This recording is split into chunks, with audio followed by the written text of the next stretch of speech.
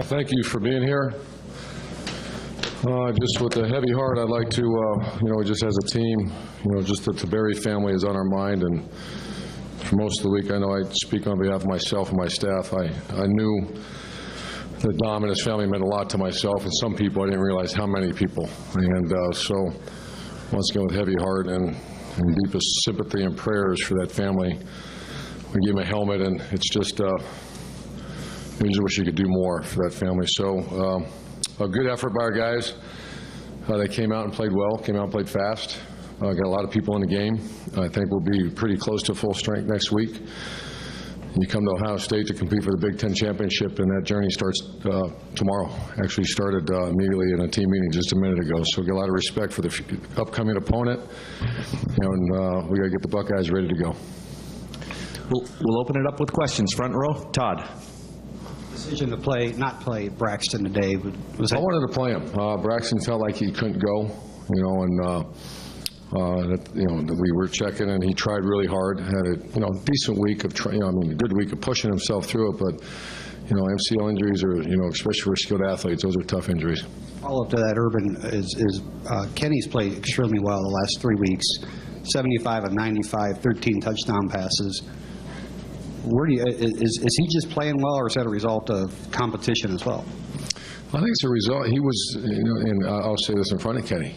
Kenny, obviously, I don't know how many snaps he played before our staff got here, but he probably didn't play many. It's not because the staff was, screwing him over. He wasn't very good, and in a lot of areas. I don't think he pushed himself academically. It's because he's an exceptional guy, and he didn't do things exceptional. So that means he was an underachiever, which is, that's fighting words. If you're an underachiever. He's a very efficient player right now. He's an incredible manager, a coach on the field. So, his time came. His time, he was ready. His coach and him did a very good job. I think Tom Herman. It's not by accident this thing happened now. I say, boy, I also, say it's not because he had the Buckeye in his pocket or wore his lucky T-shirt. It's because he worked very hard with his position coach to get ready for his opportunity. And boy, did he. Front row left, Bo. Urban, obviously an overmatched opponent. What do you take from a game like that, and how did you try to, be respectful, but at the same time get what you could out of it? I wanted to, if you notice, we threw the ball a lot in the first two series because, I wanted to see how things would shake out. We need to work. Jeff Harmon had to get his hands on the ball. Some other guys had to get, and it's not that we haven't tried. It's just those situations came up. And so I wanted to throw the ball. I wanted to get the ball in the hands of some guys. And then, you want to play your players because this is their payday.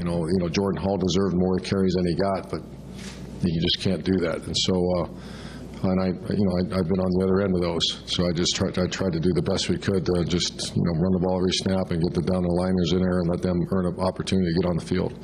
The thing is, if you get some depth on your team, they're fighting. You tell Ezekiel Elliott not to run hard, they'll look at you like, I'm running hard because I got to get some more carries. So what we take out of it, I think another opportunity on one of the great stadiums of college football. 103,000 people come out to watch us play.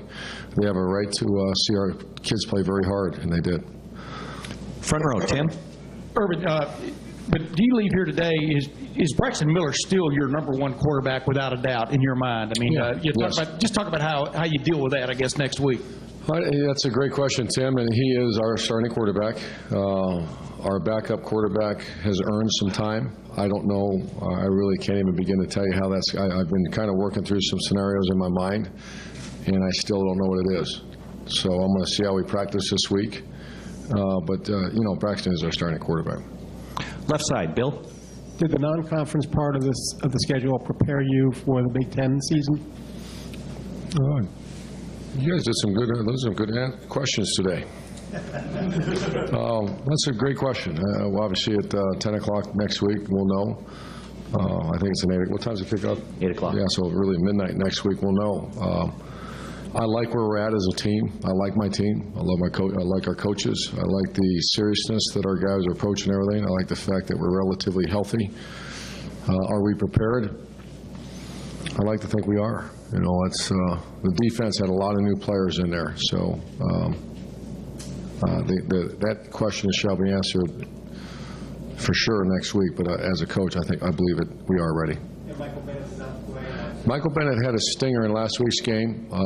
Stingers are something that the more time that you don't bang them, so we didn't bang him much during practice. He was, I made the comment, he was our best practice player and one of our best players. So as it got closer and closer, that's where my strength coach is. Coach Marani is very helpful, and he was on call, ready to go. If that would have been a game that we needed him, he was ready to go. But even in pregame, we just wanted to go one more few days without contact on the shoulders. Far right. He's ready to go next week. Far right. Jared? Urban, you mentioned earlier this week it's a good problem to have, but in terms of running backs now, Carlos comes back. Ezekiel, all he does is run for 162 yards today. I just wonder that seems like it's another area you'll have to kind of address as you go on. Any idea how you might try to handle that, all those guys? Yeah, I think you got three that are above the other ones right now. You have Jordan Hall, Rod Smith, and Carlos Hyde are the top three backs. I think Warren Ball ran hard, and I think Ezekiel Elliott's got an incredible future here. I wanted to reward him a little bit. He's involved in special teams now. Jordan Hall also gives you some flexibility too. So I don't know. I'm still evaluating what to do with him, because I know he's a heck of a tailback as well. Far left. Austin? Urban, this might sound a little crazy after you score 76 points, but as you wrap up non-conference play, you barely had Braxton at all. Carlos Hyde was out for 3 weeks. How much more are you expecting from this offense as you maybe just start to get some of those pieces? Well, you know who you're facing, a Big Ten defense next week. So that's going to be, I expect a lot. Our expectation level on offense is real high. And we have some weapons. I kind of like, once again, where we're at. The best way to think about it is checkers, some pieces, some pieces on that board, and I kind of like the checkers we have right now. So it's just a matter of our staff putting them together at the right time and getting them completely healthy and make sure they're in great shape. So we added some stuff tomorrow. They're coming in tomorrow. We're going to have a full day tomorrow and get ready to go for this big one coming up. Last question. Clay? You got some kings on that board. I'm curious if by the folks that you didn't play, maybe this is for down the road, a Jalen Marshall, a Briante Dunn, are those the guys that you I think both Briante and Jalen, Michael Thomas, Corey Smith, the junior college player, are just names off the top of my head. They're on call. That means they're ready to go, but they won't be used in mop-up time. That means that there's some kind of, we lose a couple players like we did on the defensive line, like a Michael Hill. You're ready to go. But you don't, we don't really redshirt, but there's some guys that could be fine players down the road that I just didn't want to burn a year to get them 5 plays or 10 plays. So that's the decision